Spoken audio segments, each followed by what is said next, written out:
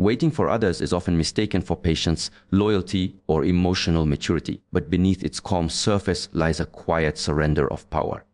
When you wait for someone else to change, decide, apologize, commit, or become who you hope they will be, you place your life on hold. You pause your growth, your peace, and your forward movement, all while telling yourself that endurance is strength. In reality, this kind of waiting is not strength at all. It is a refusal to act in alignment with truth. Power exists where choice exists. The moment your happiness, direction, or self-worth becomes dependent on someone else's readiness, you hand over your authority. You begin living reactively instead of deliberately. Your emotional state rises and falls based on their moods, their actions, their absence, or their attention. This is not balance. This is dependency wearing the mask of hope. Waiting feels safer than confronting reality. Reality often demands difficult decisions, uncomfortable boundaries, and the courage to let go of familiar pain. Waiting allows you to stay still while convincing yourself that something meaningful is happening. It creates the illusion of progress without requiring movement. You tell yourself that timing is the issue, that circumstances will improve, that understanding will eventually arrive. But time does not transform people who are not willing to transform themselves. When someone shows you who they are consistently, believing they will become someone else is not optimism. It is denial. Denial drains energy because it requires constant mental justification. You replay conversations, analyze signals, and search for evidence that supports the outcome you desire rather than the reality in front of you. This internal conflict slowly weakens you. You become tired without knowing why, frustrated without expressing it, and stuck without admitting it. Waiting also creates imbalance in relationships. One person grows passive while the other remains unchanged. The one who waits adapts, compromises, and shrinks their needs to keep the connection alive. Over time, self-respect erodes quietly. You begin to tolerate what once felt unacceptable, normalize what once felt painful, and silence parts of yourself that want to speak. This is the cost of waiting. It is paid daily in small withdrawals from your sense of self. Powerlessness does not always appear dramatic. Often it looks calm, reasonable, and patient. It looks like saying, "I understand," when you feel hurt, saying, "Oh, it's okay," when it isn't, and saying, "I'll wait," when your intuition urges movement. The danger is that this form of powerlessness feels moral. You believe you are being kind, forgiving, or mature, while in truth, you are avoiding responsibility for your own life. Responsibility is not about controlling others. It is about responding to reality as it is. The moment you accept that you cannot change someone who does not choose to change, you reclaim power. Acceptance is not approval, it is clarity. Clarity removes false hope, and false hope is one of the greatest sources of prolonged suffering. When you stop waiting, you stop asking others for permission to move forward. You no longer need explanations that never satisfy or promises that never materialize. You begin to make decisions based on alignment rather than attachment. This shift can feel uncomfortable because it removes the familiar role of the one who waits, the one who hopes, the one who holds on. But discomfort is often the doorway to self-respect. Waiting keeps you focused outward. Power returns when attention turns inward. Instead of asking when they will change, you ask why you stayed.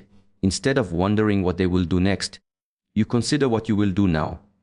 This redirection of focus is subtle but transformative. Your energy becomes grounded rather than scattered. You act from intention rather than reaction. There is also a hidden arrogance in waiting for others to change. It assumes that they must eventually see things your way, grow at your pace, or value what you value. Letting go of this expectation is not defeat. It is humility. It acknowledges that every person is responsible for their own level of awareness, and you are responsible for yours. True patience is active, not passive. It is rooted in discipline, not delay. It means continuing to live fully, setting boundaries clearly, and choosing environments that support your growth regardless of who stays or leaves. Passive waiting, on the other hand, freezes life. It postpones joy, limits potential, and convinces you that your best years exist somewhere in the future once someone else finally becomes ready. The longer you wait, the harder it becomes to move, not because you lack strength, but because you have trained yourself to remain still. Breaking this pattern requires honesty. Honest recognition that waiting has not protected you, healed you, or brought the change you hoped for. It has only extended the distance between who you are and who you could be. Power returns the moment you decide that your life is not a negotiation, that your growth does not depend on someone else's awareness, that your peace is not a reward to be earned through endurance. When you stop waiting, you stop abandoning yourself, you stop delaying truth, you stop shrinking your life to fit someone else's limits, and you begin to move with clarity, direction, and quiet strength. Reality exists independently of your hopes, desires, and assumptions. It does not bend to what you believe should happen, nor does it soften itself to protect your feelings. Yet much of human suffering is born from the insistence that life must align with internal expectations rather than observable truth. Expectations feel harmless because they live quietly in the mind, but when they collide with reality, they create disappointment, resentment, and confusion. The deeper the expectation, the sharper the pain when it is not met. Expectations are often formed unconsciously. They arise from past experiences, cultural conditioning, unspoken agreements, and emotional investments. You expect effort to be reciprocated, loyalty to be rewarded, love to be returned, and honesty to be consistent. These expectations feel reasonable because they are logical within your internal framework. But reality does not operate on internal logic. It operates on patterns of behavior, choices, and consequences. When reality fails to meet expectations, the mind searches for explanations instead of acceptance. You tell yourself that the situation is temporary, that people will eventually understand, that circumstances will improve if you just wait, adjust, or try harder. This mental bargaining delays clarity. Instead of responding to what is happening, you respond to what you hope will happen. This creates a split between perception and truth, and in that gap, suffering grows. One of the most common mistakes is assuming that good intentions guarantee good outcomes. You believe that because your intentions are pure, others will respond in kind. But intention does not dictate behavior. Awareness does, capacity does, readiness does. Reality reflects what people are capable of giving, not what you believe they should give. Expectations also distort perception. When you are invested in a particular outcome, you interpret events selectively. You magnify small signs of hope and minimize clear evidence to the contrary. You rationalize inconsistency and excuse patterns that cause discomfort. This is not because you are weak, but because the mind prefers familiar disappointment over unfamiliar truth. Familiar pain feels manageable. Truth demands change. Reality does not adjust when you explain yourself better, love harder, or sacrifice more. It responds only to action, alignment, and boundaries. When behavior remains unchanged despite repeated conversations, reality is communicating clearly. To ignore that message is to argue with life itself. And life does not argue back, it simply continues. The resistance to accepting reality often comes from fear. Fear of loss, fear of loneliness, fear of starting over, fear of being wrong. Expectations act as emotional anchors, keeping you tied to an imagined future that feels safer than the unknown. But this safety is deceptive. The longer you hold on to expectations that reality has already rejected, the more disconnected you become from the present moment. Acceptance is not resignation. It is not giving up or becoming passive. It is the willingness to see clearly without emotional distortion. When you accept reality as it is, you remove the internal friction that drains energy. You stop fighting what cannot be changed and redirect that energy toward what can. This shift restores agency. Reality teaches through repetition. When the same outcome appears again and again, it is not coincidence, it is information. Ignoring repeated patterns because they conflict with your expectations is a form of self-betrayal. Growth requires the humility to admit when expectations were misplaced. This admission is not failure, it is maturity. Many people confuse expectations with standards. They are not the same. Expectations are demands placed on others without their agreement. Standards are boundaries you set for yourself. When reality fails to meet your expectations, you feel disappointed. When reality fails to meet your standards, you act. This difference determines whether you remain stuck or move forward. Letting go of expectations can feel like losing control. In truth, it is reclaiming it. You stop trying to manage outcomes and start managing responses. You stop predicting behavior and start observing it. You stop hoping for change and start deciding your next step based on what is actually happening. Reality does not owe you an explanation. It does not require your approval. It simply presents itself moment by moment, asking whether you will meet it with honesty or resistance. Every time you choose honesty, you reduce suffering. Every time you choose resistance, you prolong it. The mind often clings to expectations because they give meaning to endurance. You tell yourself that the struggle will be worth it, that patience will be rewarded, that sacrifice will be recognized. But reality does not operate on moral accounting. It reflects alignment, not effort. You can work tirelessly in the wrong direction and still arrive nowhere. Freedom begins when you stop asking reality to change and start asking yourself to see. Seeing clearly dissolves illusion. Illusion is comfortable, but clarity is powerful. When you release expectations, you stop postponing peace. You stop living in anticipation and return to presence. Presence reveals options that expectation hides. Reality is neutral. It does not punish or reward. It responds. When you align with it, life feels fluid. When you resist it, life feels heavy. The weight you carry is not reality itself, but the insistence that it should be something else. Letting go of that insistence does not make life perfect, but it makes it honest. And honesty is the foundation of strength, movement, and inner stability. Suffering does not begin with pain. It begins with resistance. Pain is a natural response to loss, disappointment, or change, but suffering is what happens when the mind refuses to accept what is already true. The moment you argue with reality, tension forms inside you. This tension is not caused by the situation itself, but by the inner demand that things should be different than they are. Truth exists regardless of your readiness to face it, and resisting it only deepens the wound. Truth is often quiet. It does not announce itself dramatically. It shows up as patterns, feelings, and repeated experiences that carry the same message over time. You sense it when something feels consistently heavy, when conversations go in circles, when promises dissolve into excuses. The mind recognizes these signals, but the heart resists them because truth threatens attachment. Attachment prefers comfort over clarity. Resistance takes many forms. Sometimes it appears as justification, where you explain away behavior that hurts you. Sometimes it appears as hope, where you believe that patience will eventually rewrite reality. Sometimes it appears as distraction, keeping yourself busy so you do not have to sit with what you already know. None of these remove the truth. They only delay your encounter with it. The cost of resistance is internal conflict. One part of you sees clearly while another part clings desperately to an alternative narrative. This division drains energy. You feel tired without physical exertion, anxious without immediate danger, and restless without movement. Your body carries the weight of what your mind refuses to resolve. This is why unspoken truths often manifest as tension, fatigue, or unease. Truth does not require understanding to be true. You do not need to know why someone behaves the way they do to accept that they do. You do not need to analyze every detail to recognize a pattern. Resistance convinces you that clarity comes later, after more information, more time, or one final conversation. In reality, clarity has already arrived. It is your willingness to act on it that has not. Suffering increases when you personalize truth instead of observing it.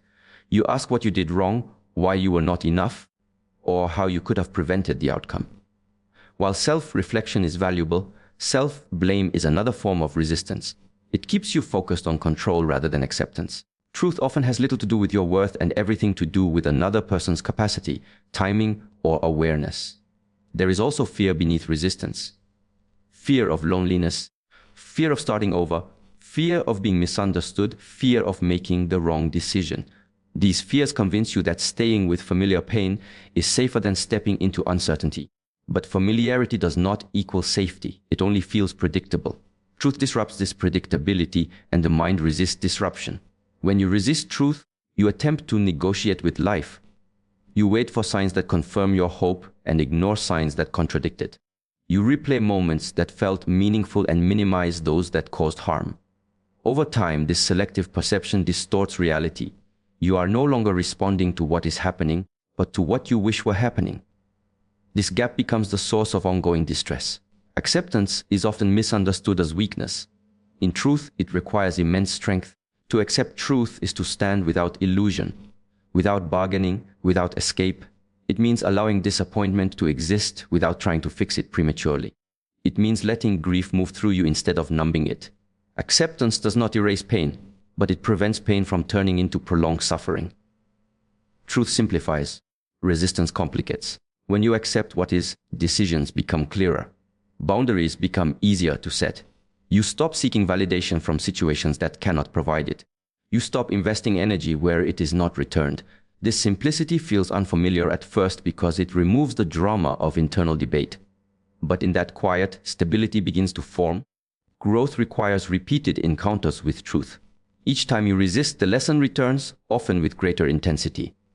Life repeats messages until they are acknowledged. This is not punishment. It is persistence. The same conflict, the same disappointment, the same feeling of being stuck appears again and again until you choose honesty over hope. Letting go of resistance does not mean the truth will suddenly feel pleasant. It means it will stop controlling you from the shadows. Once truth is faced, it loses its power to haunt. You may still feel sadness, but you will no longer feel confusion. You may still feel loss, but you will no longer feel trapped. Peace is not found in changing truth. It is found in aligning with it. When your inner world matches what is happening externally, tension dissolves. Energy that was once used to defend illusions becomes available for movement, growth, and clarity. You begin to act with intention instead of reaction. You stop surviving and start choosing. Suffering fades not because life becomes easier, but because you stop fighting what is already real. Most people search for control in the external world. They try to manage outcomes, influence decisions, predict behavior, and secure certainty through effort and explanation. This search feels logical because the mind believes stability comes from shaping circumstances. Yet the more you attempt to control what lies outside of you, the more fragile you become. External conditions are unstable by nature. People change, situations shift, and plans dissolve. The only place where control is reliable is within yourself. Control is often misunderstood as dominance. True control is alignment. It is the ability to choose your response regardless of what happens around you. When you lack this inner control, every unexpected event feels like a threat. Your emotions become reactive, your decisions impulsive, and your energy scattered. Self-change is the process of reclaiming this inner authority. You cannot control how others think, feel, or act. You cannot control timing, chance, or circumstance. You can influence, request, and hope, but none of these are guarantees. What is guaranteed is your capacity to grow, adapt, and refine your inner state. This is not a philosophical idea. It is a practical truth. The moment you shift your behavior, perspective, or boundaries, your experience of life changes. Self-change begins with awareness. Awareness reveals patterns that once operated unconsciously. You notice how you react under stress, how you seek validation, how you avoid discomfort, and how you repeat familiar mistakes. Without awareness, change is impossible because you cannot alter what you do not see. Awareness brings responsibility, and responsibility brings power. Many people resist self-change because it removes excuses. If the problem is always external, you can remain the same. If the problem requires internal adjustment, you must confront habits that feel comfortable but limiting. This confrontation can be unsettling. It challenges identity. But identity is not fixed. It is a collection of practiced behaviors and beliefs, all of which can be refined. Self-change does not mean blaming yourself for everything. It means recognizing where your choices intersect with outcomes. You may not be responsible for what happened, but you are responsible for how you respond. This distinction restores dignity. Instead of feeling like a victim of circumstance, you become an active participant in your own life. When you change yourself, you change the rules you live by. Your standards evolve. What you tolerate shifts. The way you spend your time, attention, and energy becomes more intentional. These internal shifts create external consequences. Relationships reorganize. Opportunities appear or disappear. Paths that once felt blocked open naturally because you are no longer approaching them from the same level of awareness. Self-change also creates emotional resilience. When your sense of stability comes from within, external disruption loses its power. You still feel disappointment, loss, and uncertainty, but they do not dismantle you. You process them without collapsing. This resilience is not emotional numbness. It is emotional discipline. You feel fully, but you are not ruled by what you feel. One of the greatest illusions is the belief that peace arrives when everything falls into place. In truth, peace arrives when you no longer require everything to fall into place. This shift is the result of inner work. You learn to regulate your mind, question your assumptions, and detach from outcomes without disengaging from effort. Self-change is gradual and often invisible. It does not announce itself loudly. It shows up in small decisions made consistently. Choosing rest instead of overexertion. choosing honesty instead of avoidance, choosing boundaries instead of resentment. These choices accumulate. Over time, they reshape your inner landscape. The discipline of self-change requires patience. Old habits resist dissolution. The mind returns to familiar reactions under pressure. This is not failure, it is practice. Each time you notice and adjust, you strengthen awareness. Each correction reinforces control. You are not aiming for perfection, but for progress. When you stop trying to control others, you free immense energy. This energy returns to you. You invest it in learning, strengthening, and refining yourself. You become less reactive and more deliberate. You no longer chase certainty. You build capacity. Capacity allows you to face uncertainty without fear. Self-change also dissolves resentment. When you accept that others act according to their level of awareness, you stop expecting them to meet needs they cannot fulfill. You adjust your behavior accordingly. This adjustment is not bitterness, it is intelligence. You place yourself where growth is possible. The paradox of control is that by relinquishing the need to control everything else, you gain control where it matters most. You become grounded. Your decisions align with your values rather than your fears. You move through life with steadiness rather than urgency. No matter the circumstances, you always have access to this form of control. Even when choices are limited, your inner stance remains yours.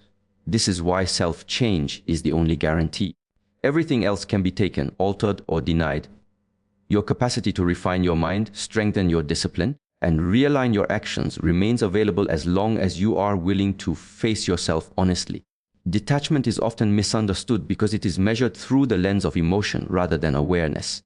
People assume that to detach is to stop caring, to withdraw love, or to become distant and unfeeling. In truth, detachment has nothing to do with indifference. It is not the absence of emotion, but the absence of illusion. Detachment is the moment when perception becomes clear enough to see what is present without the need to distort it to feel safe. Coldness is avoidance. Clarity is presence. Coldness shuts down feeling to protect against pain. Detachment allows feeling without allowing it to control behavior. A detached mind can still experience love, sadness, disappointment, and joy, but it is no longer enslaved by them. This distinction is subtle but powerful. Attachment binds identity to outcome.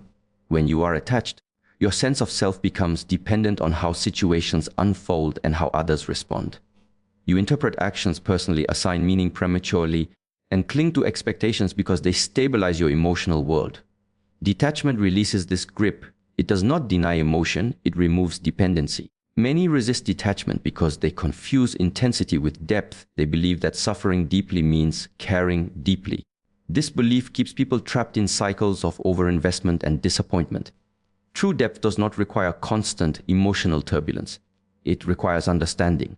Detachment allows you to love without losing yourself, to care without collapsing when things do not go as hoped.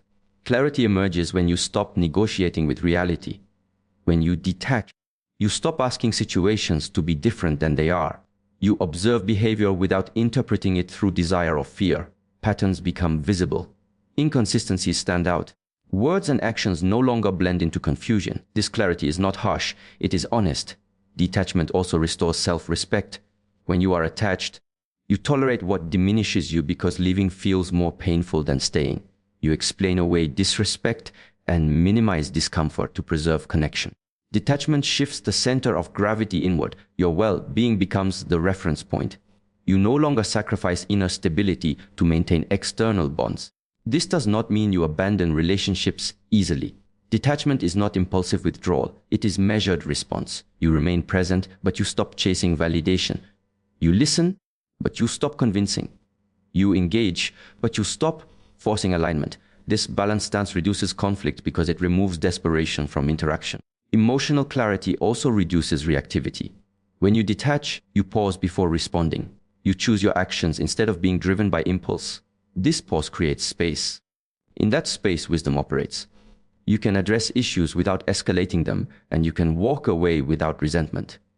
Detachment requires courage because it dismantles fantasy. Fantasy provides emotional comfort even when it causes pain. Letting go of imagined futures, idealized versions of people, and hoped for outcomes can feel like loss. But what is lost is illusion, not truth. What remains is reality, which can be navigated. Clarity also reveals limits. You see what you can influence and what you cannot. You stop exhausting yourself trying to change others. You redirect effort towards self-regulation and growth. This redirection feels empowering. You are no longer scattered across emotional reactions. You are grounded. Detachment does not mean you stop caring about results. It means results no longer define your worth. You do your part fully, then release the need to control what follows. This mindset reduces anxiety and increases effectiveness. When you are less attached to outcome, your actions become more precise and less emotionally charged. Many people fear detachment because they believe it will isolate them. In reality, it often improves connection. When you interact without expectation, others feel less pressure. Communication becomes clearer. Boundaries are respected because they are not delivered with resentment. Detachment also strengthens compassion. When you are no longer entangled in emotional dependency, you can see others as they are rather than as extensions of your needs. This perspective fosters understanding without self-sacrifice. You can acknowledge limitations without excusing harm. The clarity that detachment brings is quiet. It does not announce itself dramatically. It shows up as ease in decision-making, steadiness in emotion, and consistency in action. You stop oscillating between hope and disappointment. You operate from observation rather than anticipation. Inner freedom grows in detachment. Freedom from constant mental rehearsal, from emotional bargaining, from the need for certainty. This freedom is not emptiness, it is spaciousness. In that space, life becomes simpler. You respond instead of react. You choose instead of cling. Detachment is not something you force. It develops through repeated acts of honesty.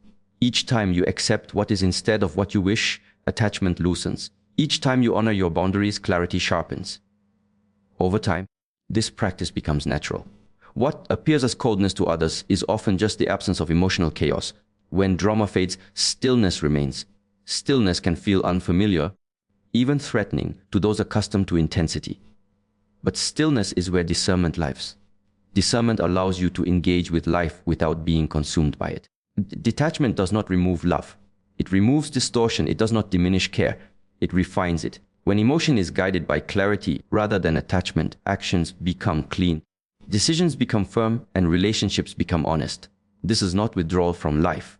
It is full participation without self-betrayal. Hope is often celebrated as a virtue, a force that keeps people moving through difficulty. Yet there is a form of hope that quietly delays growth. This is not the hope rooted in discipline or action, but the hope that waits. The hope that says things will change without requiring change. The hope that asks time to do the work that courage avoids. When this kind of hope finally ends, something essential begins. False hope is comforting because it postpones responsibility.